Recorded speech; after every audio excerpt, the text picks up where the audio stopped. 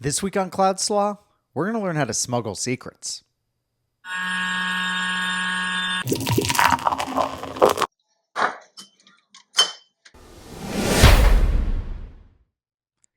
Before we get into it, don't worry, just had a few things removed from my head, just some of the indignities of aging. Let's get into the lesson. Some of my earliest hands on cloud work was building the CCSK training class for the Cloud Security Alliance back in 2010. And those were simpler days without IAM, VPCs, or like 200 other services to figure out. I needed to build labs that students could run in their own accounts, but still be consistent, not require the students to be Linux masters, and ideally didn't make them do a bunch of non security configuration that would blow all the class time. CloudFormation wasn't an option yet, and all of our automation tooling was really quite limited. That's when I learned about the user data field. This is a very cool capability that allows you to send data into an instance when you launch it that the instance can read and even act on. How does it work? It's really simple. When you run an instance, you can specify content for the user data field. This content can be text or reference to a file, either a local file that is going to pipe in when you actually run the command line, or a reference to a location like an S3 bucket. That data then lives in the metadata service and is accessible by the instance. We use this user data in two different ways. The first is to pass data to the instance that's available to system software, applications, or logged in users. Examples of how this is used in the real world include license codes for software, variables needed by applications, and yeah, passwords. I think you know where I'm headed with this one. To run scripts on boot is the other option. Many operating system images we use in cloud providers and containers, and this user data field is supported all over the place these days. They're configured to run properly formatted user data as scripts. You can pass in a bash script, and typically that's what it's going to be. There are very valid reasons to support both use cases. This allows us to take the same base image and then reconfigure it for our needs when we launch it. It's a core automation capability that isn't used quite as often these days, thanks to CloudFormation and how easy it is to make new images, but it's still in widespread use. And the attackers love it. Let's go back to my case. I maintained a script in an S3 bucket that would configure student instances to all run the same software stack, all set up the way we needed it for class, and all to download the same files off the internet. Remember that I built the trainings, but a lot of other people were delivering them, and this kept thousands of students around the world all running a consistent lab setup, and it was really easy for me to update it to do like new patching or to make changes if we had to change what base image we were on because Amazon moved to a new version. Yeah, it was super hard to set up and maintain, and but it still offered a scalability and an automation that was incredible. Now, there are two common security risks with user data. Cloud users sometimes will use it as an easy way to embed credentials into an instance, everything from database passwords to those AKIAs. Attackers know to look for these as part of their attacks, and scraping the user data field from a compromised instance, it's often automated. Attackers who obtain credentials that allow them to run instances will also leverage user data to run a script that can download attack tools or, more commonly, a crypto miner into their instances. We'll get more into image security soon enough, but this saves the attacker from trying to run a non-standard image that might trigger alarm bells or lead to traces back to themselves because it would have been hosted in their own account.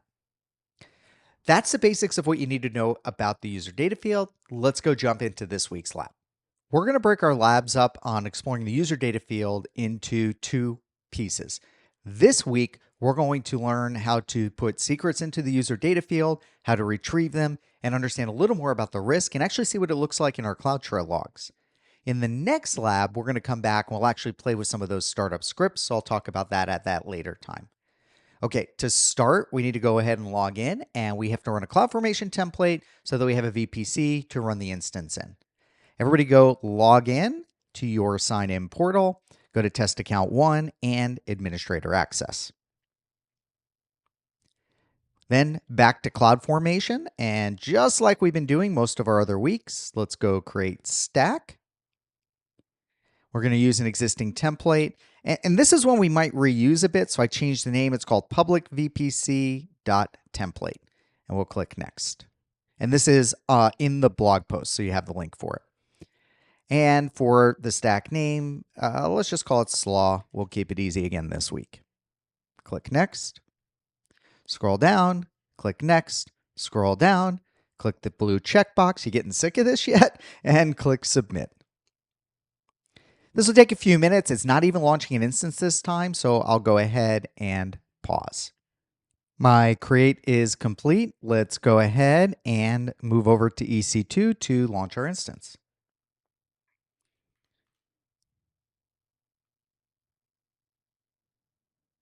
Okay, so we have no instances running, but we are all set up to run an instance and to connect to it with Session Manager. We're going to do this so that you can actually see what it looks like to embed user data. So we're going to go to Launch Instance, and we're going to call this Secret. That way we know that it's nothing sensitive. And we're going to scroll down, and we'll stick with our regular Amazon Linux, whatever the current default version is, our T2 instance type. We have to go proceed without a key pair, even though it's not recommended. We all know we don't need those keys. And we don't want to create a security group. We're going to select an existing, and our existing security group will just be the default because we don't need to do anything special with this other than connect to it via Session Manager. And keep scrolling down. So the user data is in these advanced details. So click on advanced details and let's see where it is. Oh, first thing we need to do is give it our instance profile for SSM so that we can connect. And then we'll keep going, we'll keep going, we'll keep going, down, down, down. Metadata service, we're going to stick with V2 like we learned about last week. And here we go, user data, optional. We're going to put here username. Oh, let's go with gullible. Password. And our password will be word pass. So all we're doing is we're passing in some plain text. And then, and the user data has not been base64 encoded. It needs to be. We don't have to get into that when we're going through the console like this. Okay, so let's go ahead and launch instance. That instance is launching, and I'm going to go ahead and pause while that gets up and running. I gave my instance some time to get up and running and burn in, so let's go to View All Instances. And let me hit refresh here. It says my status is still initializing. Let's see if we're actually able to go ahead and connect to it. So a couple of things here. First, let's go to the details, and let's scroll down as we go into the instance details, looking for that user data. You don't really see much here. They've moved this stuff around sometimes, but what you can do if you want to view the user data, I don't believe it shows up down here anymore, is you go to Actions and then Instance Settings and then Modify or Edit User Data.